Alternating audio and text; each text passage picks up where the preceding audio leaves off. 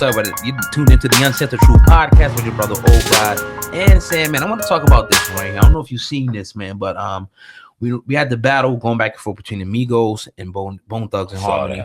You know what I mean? But 21 Savage, put his 2 cents into Layzie Bone's diss track. I'm gonna play this audio and talk about this real quick. I thought that shit was gonna be hard, cause I love out here old shit.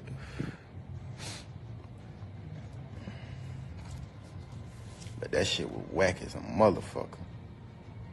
I'm talking about, bro, that's probably the weakest diss song I ever heard in my life. No cap. No cap. Like, what the fuck, bro? Who the hell let that man put that shit out, man? That nigga homeboys ain't shit. All right, so that's 21 Savage, talking about Layzie Bone's his diss track that he put out. And you said that on the podcast. You was like, man, forget all this talking, man. Put a track out, and prove to them that you can eat these guys up. Now, in the comment section, there's been an overwhelming support for Bone Thugs and Harmony. In my comment section, people they not really rock with the Migos like that. They're saying they overrated. That is no comparison. Now, I agree. I'm not saying that they're overrated, but I don't think they compare to Bone Thugs and Harmony at this stage, in their career. But what are your thoughts, though, man? I fuck with 21 Savage. I gotta keep it a fuck with you. I like 21 Savage. I like his personality. But what do you think about him? Saying that Layzie Bone's diss track was garbage. Did you hear it? No, I heard it. I didn't hear it. I heard it. We're gonna have to pause it and play it or something afterwards. Yeah, I heard it. Was it garbage? We'll get your opinion. Man, oh man, yes. Oh no, it wasn't. Was it like over a beat or freestyle? It was over a beat, but okay. It was now. And I'm not saying we all remember Bone Thugs. It was old Bone Thugs, but you had to come with something a little newer. It was way too dated. But that being said, lyrically, it's not like the Migos are going to come back with anything too crazy that's going to mess with it. Now, if they do, it'd be dope. But that's not the type of artist that they are. You know what I mean? Layzie Bone may have been a little more intelligent just to leave it alone because, like you said, we've had an outstanding amount of support for Bone Thugs, and it's been real minimal. Nah, you told him. You said you told him you wanted to hear a song. That's what you said. Yeah, maybe he rushed it a little bit. Wow, really? We're gonna play it. Wow, and that's no. Is it really garbage though? Garbage. What did he say? Anything like any lyrical content that like and no blind nothing? I'm gonna let the ears and eyes to the streets, the comment section, because I'm not gonna disrespect my brothers from Ohio right now. The Bone Thugs and Harmony. I'm not gonna do it. I'm not gonna do it. I can remember listening to them on a DC back in the day. Come on, man. 95, 96. Come on, man. Yeah. I'm not gonna do it, man. Y'all do it yourself. We'll do it off camera, but I'm not gonna do it right here. So with that being said, though, what do you think though? About 21 Savage. Not to diss song, but him, thinking that he could say that it was garbage, like him just speaking up on it. You think it's disrespectful? Nah, because he put him in it. Layzie Bone put him in it. Okay. It's like a on the album cover you see an X over the Migos, all the 3 Migos, and then at the end of it you see one on 21 Savage too. So he was coming at 21 Savage as well. And I didn't notice. The only time I noticed it really was on the album cover. I said, "Oh shit, 21 Savage is on there too." But it was that like, right. Well, listen, man. It is what it is, man. Still though, I think the premise, and it's just like I don't know, because a lot of people say that I don't know. Tim, what you think about this? That the Migos, kind of even tried to bite Bone Thugs, flow to a certain extent. Do you believe you? Yeah, I think this is the whole reason why you see Bone Thugs upset, because you can obviously hear the homage that they're paying through the music, but they're not saying it.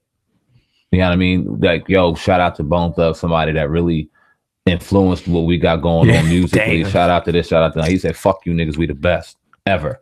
Say something." And we took your shit, took your style. And we took it. Wow. Say something. Damn. All that shit. You know what I mean? Nah, you really can't get mad at it though.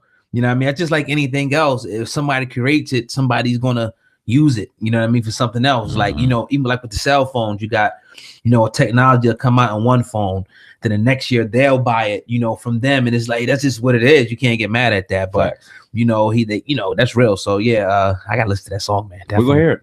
All right, no doubt. We got going on today. Well, we're going to talk about Aretha Franklin. She's in some debt. She left some debt behind for her family from the IRS. Also, DMX is coming home next month. Also, T-Pain just went ahead and paid some money, dropped some money for his brother that left behind a hospital bill, as well as some other things that are going on, in the hip hop arena and all around the world. So yeah, man, we'll jump right into this, man, and get started with the Aretha Franklin, the queen, of soul, died in August. Everybody kind of mourned that. But on the other side, it just came out today, legal docs obtained by who, TMZ, claimed that Aretha Franklin left about $6.3 million in back taxes from tax years 2012 to 2018, in addition to $1.5 million in penalties. Now, what's kind of sticking out about this, what we're going to talk about, also is a publishing company that has filed a lien that wants $136,000 from a 1973 song called Angel. I don't know if y'all remember that joint, but Angel, that Aretha Franklin put out. They're looking to get that money. I thought that maybe I'm just being naive, that when you die, your taxes die, but I guess not. Sandman, your thoughts on the Aretha Franklin owing, back taxes? Very sad. Now, we all know Aretha Franklin as being the absolute legend, the queen of soul. Hit our speakers and hit a lot of our households throughout a lot of our lives out there listening right now on this podcast. But it's very sad. We speak to a lot of people, especially now that we got the podcast going, that a lot of financial advisors, a lot of people, CEOs, etc. We all hear them say the same thing and preach the same thing, and that's generational wealth. And we see why that's so important going through your entrepreneurial journey, going through journeys. If you may find yourself successful in music or find yourself successful in business or wherever, why generational wealth is so very important is because the debt that you leave when you leave here doesn't go with you. It gets left to the people you care about the most. And those people necessarily, if you don't have it and you're the cornerstone of the family making the abundance of the dollar, if you didn't have it, then they damn sure probably don't, because you didn't leave something proper to them. It's a real sad situation because we know Aretha Franklin, and we probably can kind of guess and speculate on the sense that she really took care of her family. They probably are very well off when it came to gifts, when it came to of things of monetary value, but none that can really carry on into any substantial wealth. It's real sad, man. Yeah, especially, after all the years, that she's been, making tremendous music, great music, at the end to be left with this debt on the family, it's just another, again, example, financial literacy, kind of going wrong here. But, that's something that we can always learn from.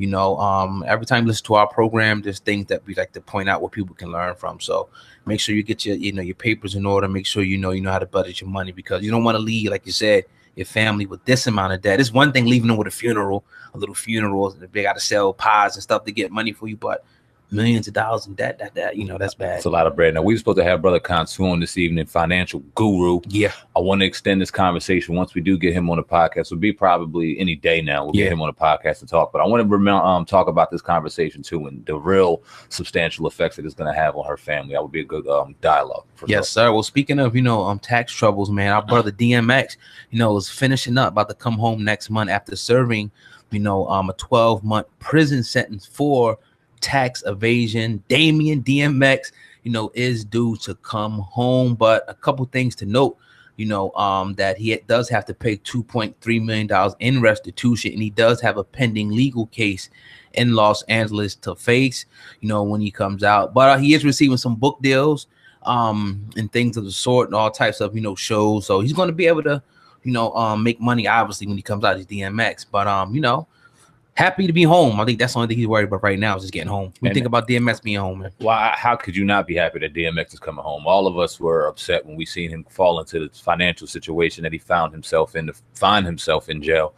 And we all know the demons that he was working with and trying to work himself out of. And we were all rooting for him throughout all of his journeys, because he was a phenomenal rapper. He's a phenomenal talent.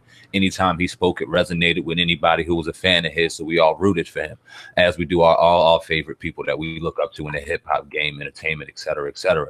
So when we seen him in a situation, it was sad. So to see him coming out of it after a year, we all know DMX, he probably chewed that year up real quick. It'll be good for him to come on home and to deal with the situations that he has to deal with. Now, $2.3 million is a hefty fine, but when you got book deals and you got little things that you can come out here and be DMX and make money off of, I don't see DMX falling short. I see him really winning. Who wouldn't want to read the DMX book? I'd read that shit. I can't wait to see the DMX journey. That'd be dope.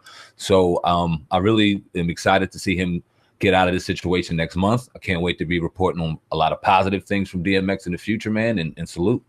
Yeah, man. He's gonna be home. And what do you think about his music though?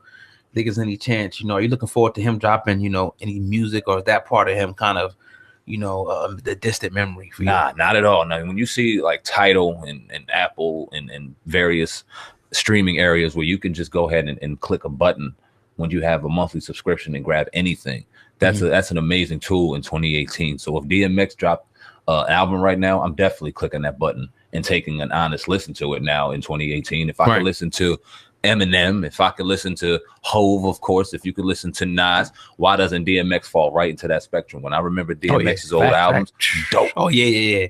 Dark as Hell is hot. Definitely. You know what I mean? X, all the albums are dope. Rough Riders compilation albums. So X is a force. I would definitely love to listen to anything he put out. Facts, definitely. But you're tuned into the Uncensored Truth podcast with your brother, Old God and Sam, man. Going in on this Thursday.